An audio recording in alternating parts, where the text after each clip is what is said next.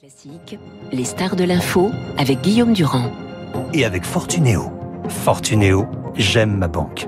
Bonjour Bernard-Henri Lévy, vous tournez à Kherson notamment donc pour la deuxième partie d'un film consacré à l'Ukraine qui va sortir peut-être dans quelques semaines, peut-être dans quelques mois. Kherson, c'était la semaine dernière, encore une fois. L'État, alors on a parlé d'une ville entièrement minée par les Russes avant de partir. Est-ce que c'est une situation que vous avez observée par exemple ? Pas entièrement miné, mais dans un état de dévastation absolue. J'avais entendu, je voyais des images de la victoire en chantant. C'est un peu la victoire en pleurant, en vérité, parce que la ville est laissée dans un tel état de misère, l'hiver qui vient, les Russes toujours en face, d'ailleurs de l'autre côté du Dniepr, qui recommencent à bombarder, qui avec des snipers qui tirent sur les civils qui s'aventurent en zone grise. C'est une libération assez triste. Est-ce que vous savez exactement, pour l'avoir rencontré il y a plusieurs semaines, d'ailleurs il apparaissait dans la première partie du film sur l'Ukraine, ce que veut Zelensky? C'est-à-dire qu'il y a plusieurs hypothèses qui circulent partout. La première, c'est l'hypothèse jusqu'au boutiste, à savoir reconquérir le territoire jusqu'à la Crimée. Et l'autre qui dit qu'il pourrait être sensible discrètement à ce que pourrait, par exemple, lui proposer des États-Unis, Macron et Biden, qui vont se voir lors d'un dîner d'État. Zelensky, vous l'imaginez comment? Pourquoi jusqu'au boutiste?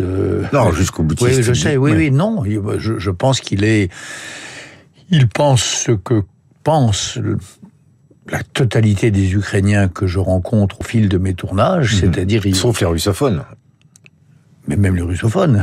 La moitié de l'Ukraine est russophone et elle est patriote ukrainienne. Ce clivage entre russophone et ukrainophone, ça veut rien dire. L'immense majorité des russophones étaient contre l'invasion russe.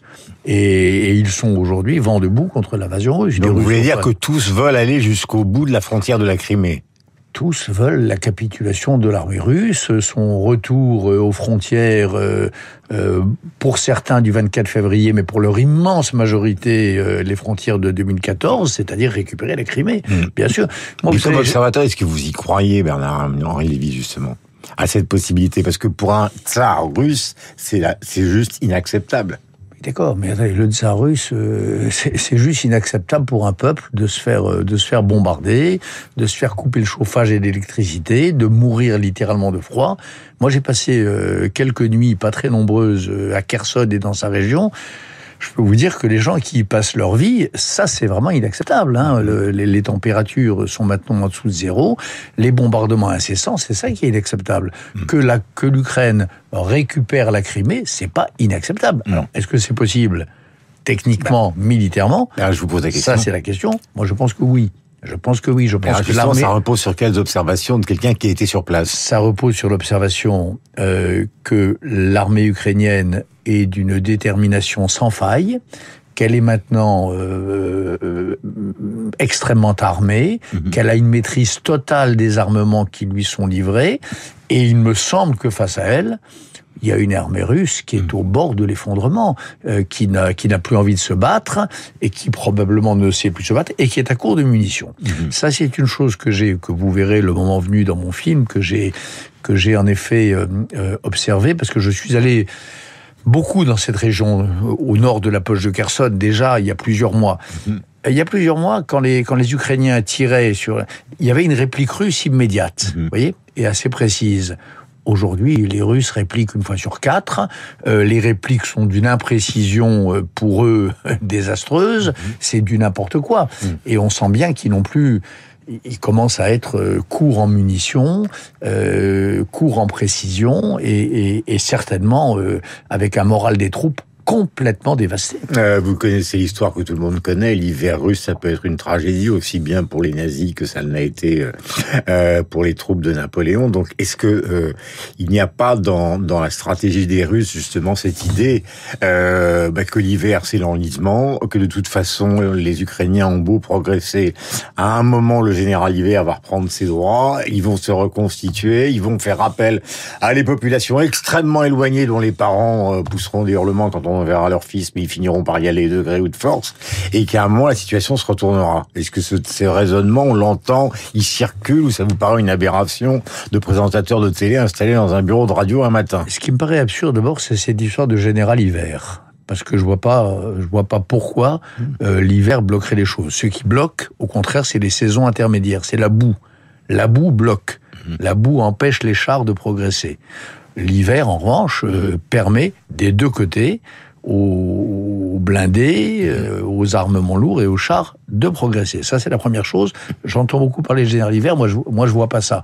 Je vois au contraire là, la semaine dernière, avec ce début d'hiver et les sols qui commencent à geler, la possibilité des uns et des autres d'opérer. Première chose.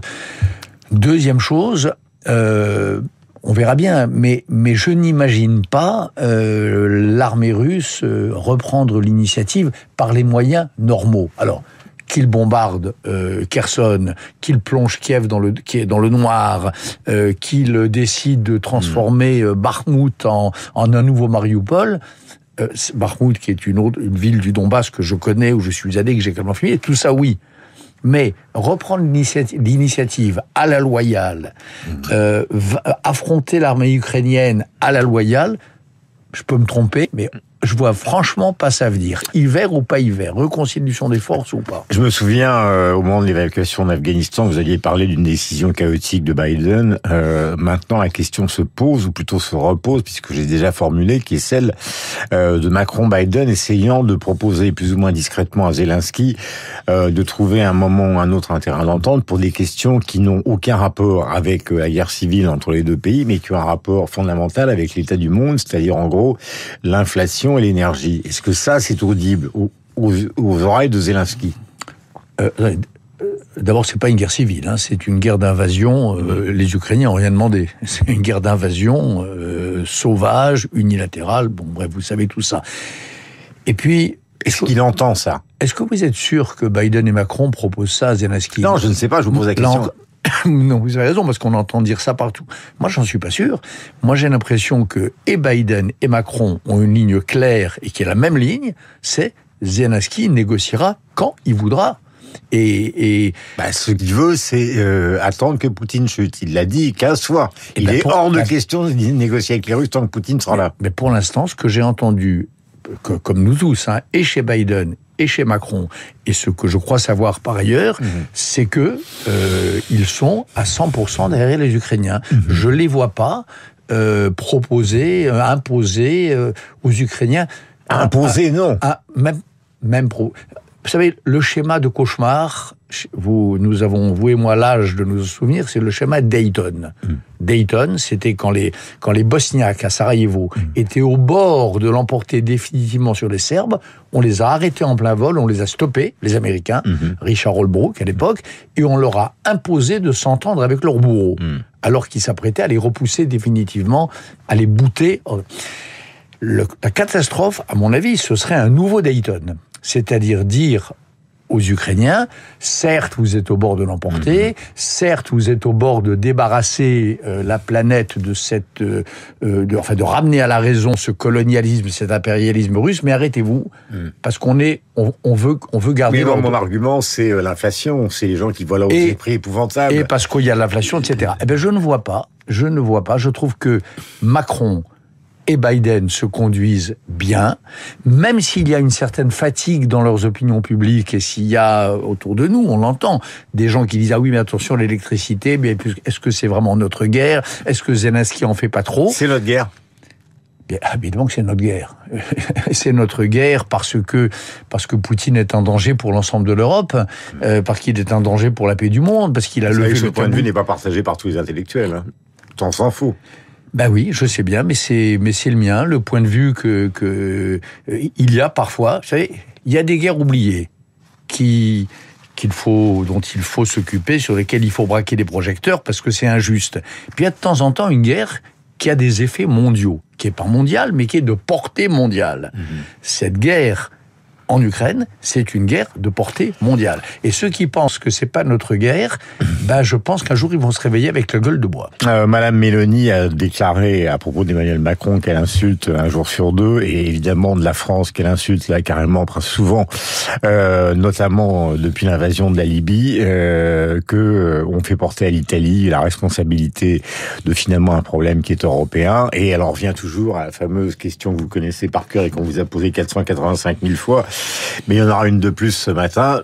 Est-ce que c'était la bonne idée à votre époque de conseiller ou d'aider Sarkozy à mener cette opération pour sauver Benghazi, qui a transformé la Libye en une sorte d'anarchie totale, qui a poussé les immigrés à traverser la Méditerranée et à survivre sur nos côtes? Oui, parce que l'alternative, c'était transformer la Libye en une Syrie, c'est-à-dire l'anarchie plus le charnier généralisé. Voilà.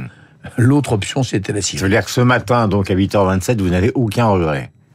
Non, je n'ai aucun regret, parce que je vous dis, l'histoire universelle, elle se fait pas entre le bien et le mal, elle se fait entre le moindre mal et le moindre bien. L'autre option pour la Libye, c'était l'autre schéma, on le connaît, c'est la Syrie. La Syrie, on n'a rien fait.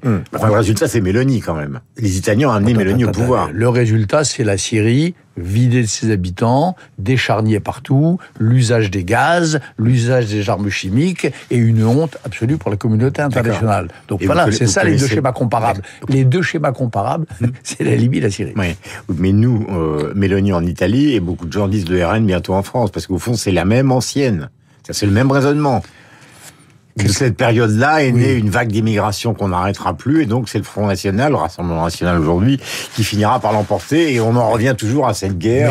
Mais non. La vague d'immigration, dans sa majorité, aujourd'hui encore, ce sont le plus gros contingent, ce sont des Syriens.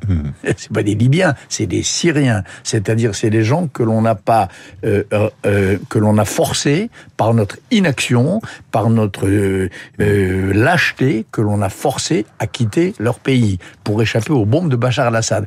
La vague d'immigration, si on veut aller par là, c'est ça. Après, c'est bien plus compliqué, mais la vague, son principe à l'origine est là. Donc, Madame Mélanie, là, a dit n'importe quoi. Elle est fâchée avec les chiffres, comme apparemment la responsable du Rassemblement National en France. Qu'est-ce que les gens disent?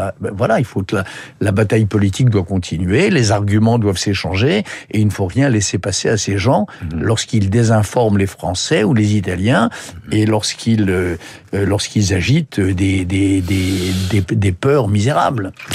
Il y a des choses qui n'ont jamais changé chez vous, malgré des dizaines de livres. C'est une certaine forme d'allure, le fameux costume, la surveillance, vous êtes protégé, et puis un titre qui finalement domine tous les autres, parce qu'il est encore au cœur de ce qui se passe avec l'Ukraine, c'est la barbarie à visage humain. Au fond, quand vous avez sorti ce titre, c'est un peu le résumé d'une carrière, d'un engagement qui parfois est quand même contesté. Là, vous vivez avec ça comment? Avec la contestation. Ouais. Parce que tout d'un coup, il y a une sorte de sourire comme si c'était le bonheur recherché. Mais non, mais c'est l'ordre des choses, c'est l'ordre de la bataille des idées.